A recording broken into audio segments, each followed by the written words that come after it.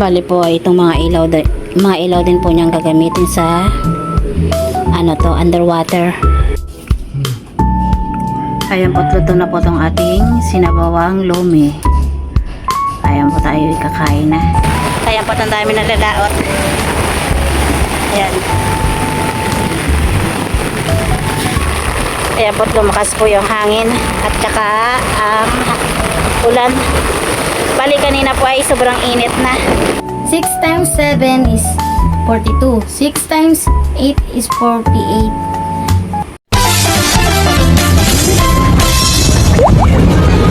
Ayan po mga katito at katito ay ibabasta ko na po tong panlaot ni Tito Deo. Dahil po ay mamaya po sila ay lalaot at salamat naman po sa Diyos at pwede nang lumaot. Ayan, unang laot po sa buwan ng June. Ayun po, bali po ay naglagay na rin po ako dito ng 5 damit. Dyan po natin ilalagay sa balde para hindi po siya mabasa. Yan, dyan na po yan nilalagay yung mga gamit. Yan, 5 damit. Yan. Tapos bali lalagyan ko na rin po siya ng 3 jacket para hindi siya masyadong malamigan sa laot. Basta pag nabasa po may pampalit siya. At saka po, 2 pajama. 2 pajama po ang ipapabaon natin kay Tito Deo. Ayan. Tsaka ito pong isang bonnet niya. Ayan. Bonnet. At lagyan din po natin ng flashlight. Importante po yung flashlight. Ayan. Siyempre lalagyan din po natin ng kutsilyo. Ayan. Bali nagpabili po siya ng itong mga baon niya.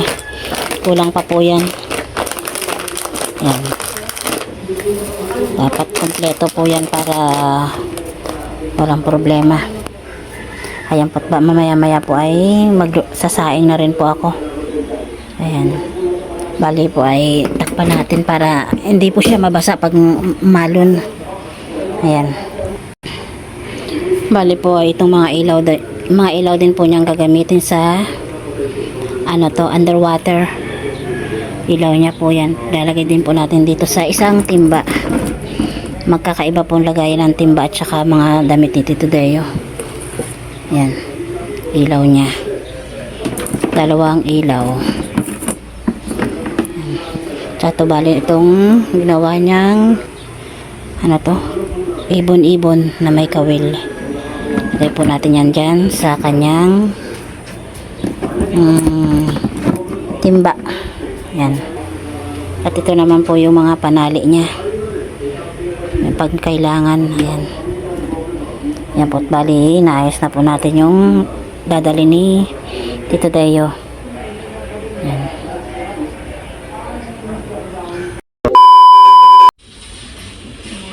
Kaya po magandang hapon po mga katito at katito. Bali po ngayon ay magluluto po si Tito Deo ng miking may sabaw. Ayan po, bali po ay nakahiwan ako ng bawang sibuyas. Tsaka bumili rin po kami ng pangsahog. Halagang 50 pesos po. At ito po natin yung ating miki. At ito yung ating mga gulay. Bali pinaghiwa-hiwa na po yung gulay. Bali po yan ay tamang-tama po sa malamig na panahon. Ayan po't magluluto na po si Tito Deo. Ayan po't magigisa na po si Tito Deo ng bawang.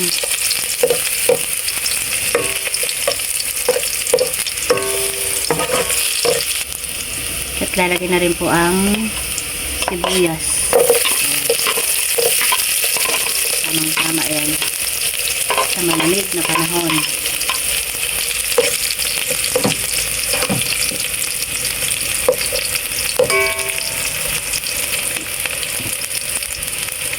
Lalagay na rin po yung pangsahog natin na karneng baboy.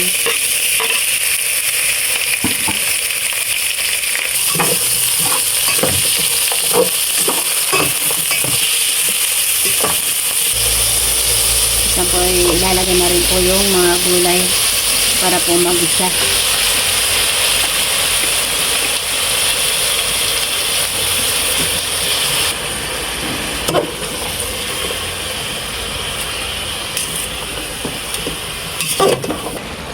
Okay. Ayan po't lalagyan na po na tubig Sabaw. sa sabaw para maluto yung gulay at isusunod na rin naman po natin ang Mickey. Ayan po't kumukulo na po itong sinabawang Mickey natin. Yan, ang bango. At ilalagay ko na rin po yung Knorr cubes. Yan. Pork Knorr cubes. Pampasarap po yan, pampalasa. Ayan po't ilalagay na rin po ni Tito Deo yung Mickey. Ayan. Masarap ba yan, Tito Deo? Oo. May kasamang pagmamahal. Kasos. Pag magluto ka, may kasamang pagmamahal. Oh, sarap yan ah. Pinaghalo ko. Maubusan lang sa boto mamaya. Oh. Sarap yan. Bigyan mo si nanay. Tito Deo. Dami. Tsaka si Tita Saning. Bibigyan natin lahat yan. Dami niya, maubos mo natin yan. Tatlo lang tayo. May lasa na ba yan? Oh, Knorr. Ayan na. Ayan po't luto na po tong ating sinabawang lomi. Ayan po tayo ikakain na. Kain po tayo.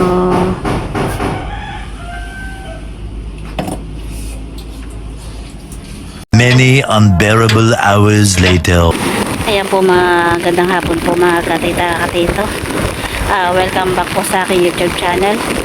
Bali, ngayon po ay nalaot si na Tito Deo. Ayan po, maano pa rin po yung panahon dito. Bali, mayroon na pong nakalaot doon, no? Mayroon na po siyang umalis. Pero mamaya daw po ay magiging okay na daw po. Dahil tumingin sila ng windy. Ayan po, pupunta muna po kami kana Tinini habang hinihintay po yung katulong baba ng bangka. Ayan, ang dami pa rin pong lumalaot na ngayon. Ayun, nauna na. Ayan, ayan po, lumakas po yung hangin at saka ang ulan. Bali, kanina po ay sobrang init na.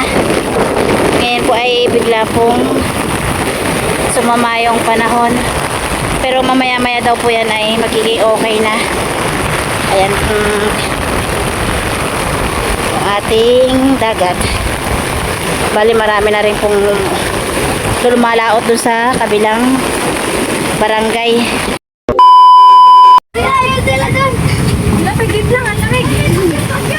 Ayan po na sila ay lalaot. Ayan po, ang dami na lalaot. Ayan.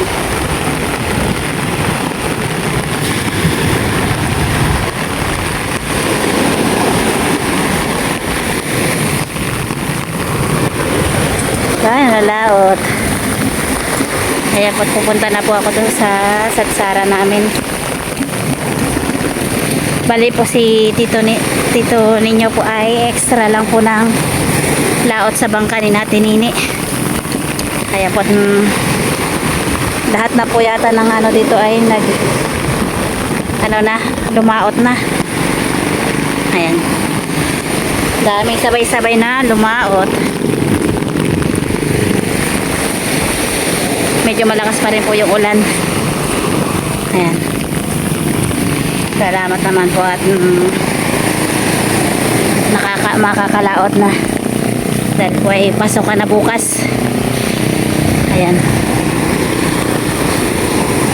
dami nang lumaot.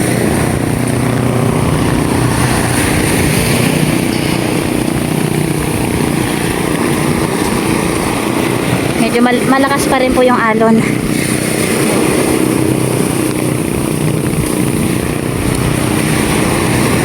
Malakas pa rin ang alon. Ayun po pala, binababa na po yung bangka ni Tito Deo. Ayan. Op! Ayan na si Tito Deo.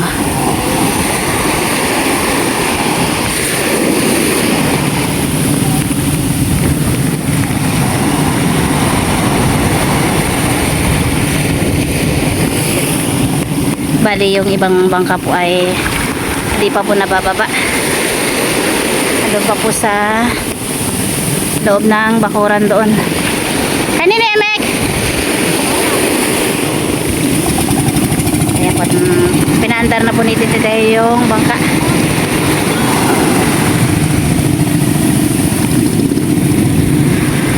Ayan na.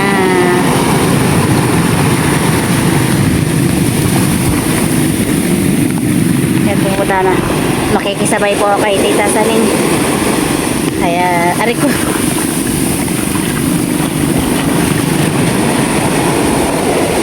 Dami nang lumaot. Sana naman ay bukas ay maganda yung huli nila para po ay bawi yung kanilang laot ngayon. Unang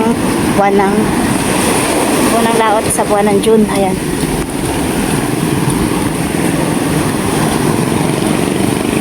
Ayan, sana po ay gabayan po ang lahat po ng lumaot. Ayan. Sana ay maging maayos silang lahat.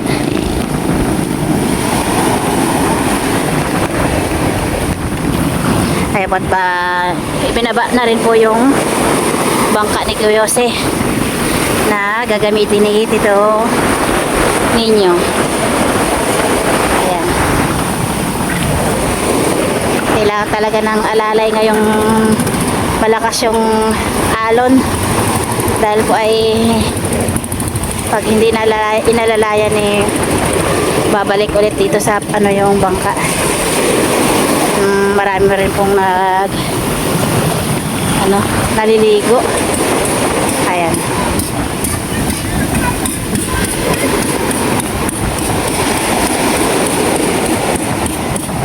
Mas Tita Saning.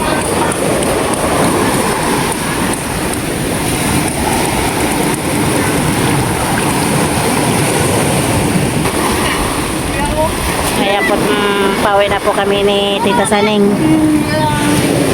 At bukas na lang po ulit. 2 hours later. Ayan po, kakabisidawin daw po ni James ang multiplication table. Sige na, go na. 2 times 1 equals 2. 2 times 2 equals 4. 2 times 3 equals 6. 2 times 5 4. 4 is equals 8. 2 times 5 is 10. 2 times 6 is 12. 2 times 7 is 14. 2 times 8 is 16. 2 times 9 is 18. 3 times 1 is 3. 3 times 2 is 6. 3 times 3 is 8, 9. 3 times 4. 4 is 12. 3 times 5. 3 times 5 is 15. 3 times 6 is 18. 3 times 7 is 21. 3 times 4 8. ay 8 is 20. 24. 3 times 9 is 27. 4 times 1 equals 4. 4 times 2 is equals 8. 4 times 3 is 12. 4 times 4 is 16. 4 times 5 is 20. 4 times 6 is 24.